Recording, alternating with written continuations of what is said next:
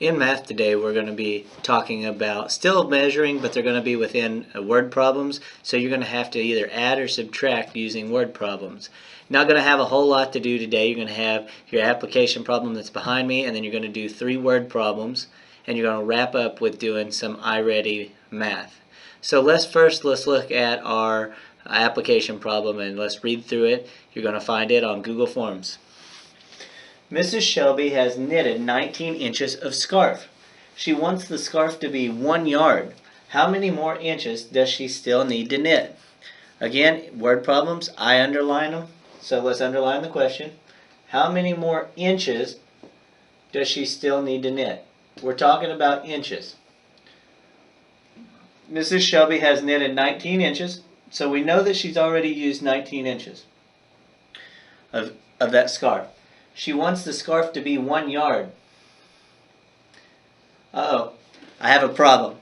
My problem is, my question asks, how many inches does she still have? Yet, I've got the word yard. So I'm going to have to do some conversions. I need to know how many inches equal a yard. Now, if you go back to our lessons, I have actually told you guys that, and hopefully you guys are picking up on it. But 12 inches equal a foot, 3 feet equal a yard. So in order to figure out what a yard, or how many inches are in a yard, I have to take 12 plus 12 plus 12, which gives me 36. So 36 inches, IN, equal 1 yard.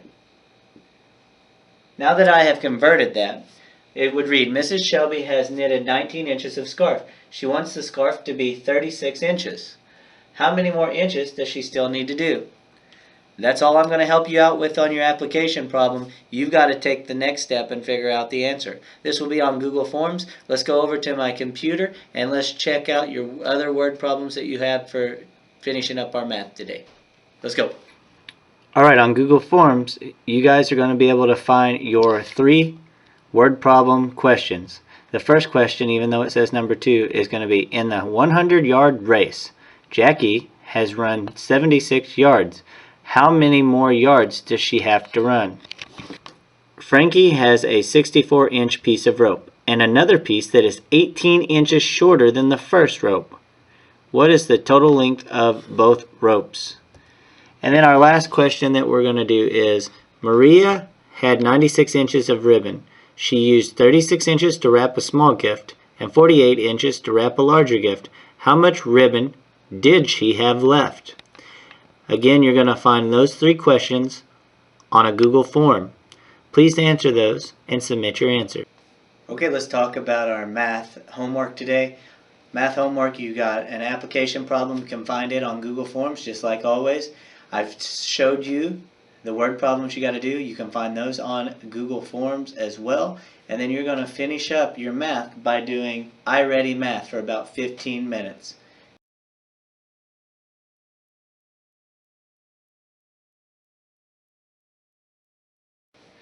What time is it? Activity and challenge time! So today, for your activity and challenge, I'm just going to incorporate a brain break for you guys because I know you guys have been working extremely hard.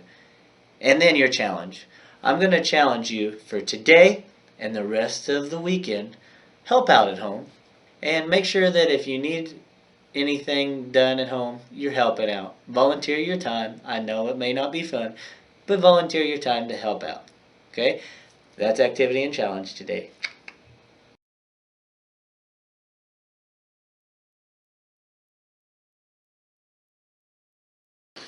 Well, guys. Oh, wait. Hold on. My phone's ringing.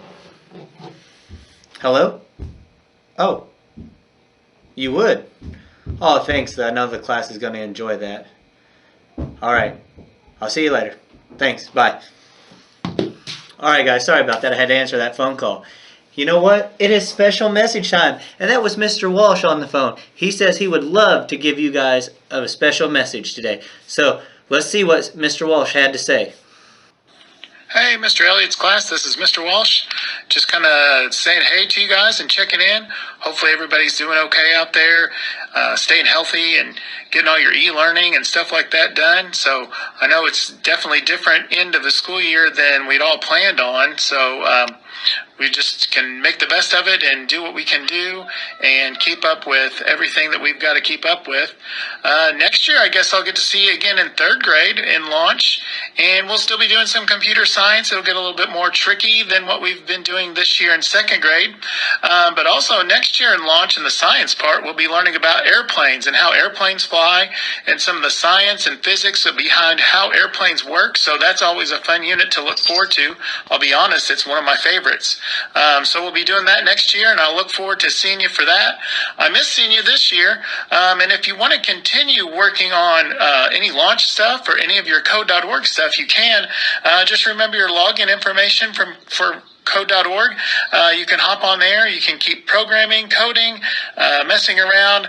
When we left school, you guys were making your own games, and you were talking a little bit about Flappy Code and kind of using events to make your own thing. So you guys can totally still do that.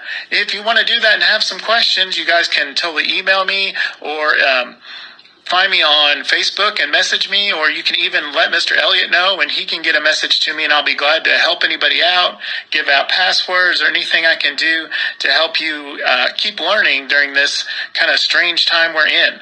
So at any rate, I hope everyone has a good rest of your school year. Look forward to seeing you guys all next year in third grade.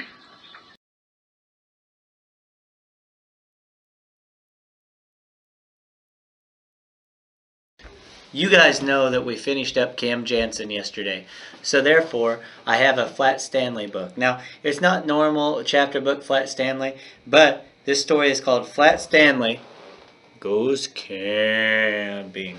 So let's read Flat Stanley Goes Camping and see what happens.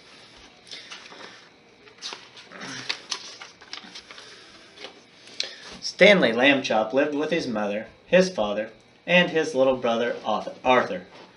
Stanley was 4 feet tall, about a foot wide, and half an inch thick. He had been flat ever since a bulletin board fell on him. There were lots of good things about being flat. Stanley could put on sunscreen in one swipe. Stanley had the best back float at the pool. Stanley had the loudest belly flop, too. Ouch, that would hurt me, guys. But sometimes it was hard being the only flat kid in town. "I'm sick of being flat," said Stanley one morning. "Flat is lame." "Lame?" said Mrs. Lambchop. "Why, some of the best things in the world are flat." "Like the newspaper," said Mr. Lambchop. "And fried eggs and pancakes and bacon," said Arthur. "I guess so," said Stanley. After breakfast, Mr. Lambchop started loading up the car with tents and sleeping bags. "What's going on?" asked Arthur. "We're going camping," said Mrs. Lambchop. "This family needs some fresh air." "All right," yelled Arthur. Stanley barely smiled.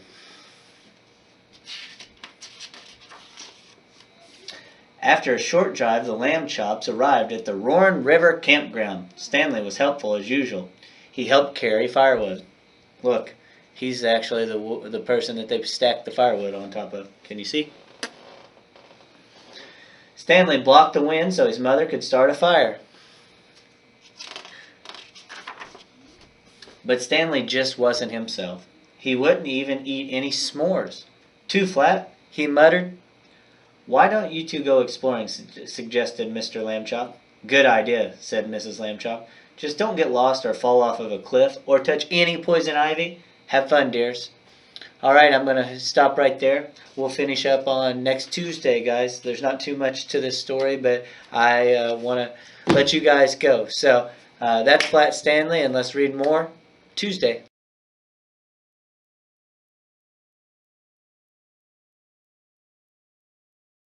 Let's talk about Thursday, day 15's homework.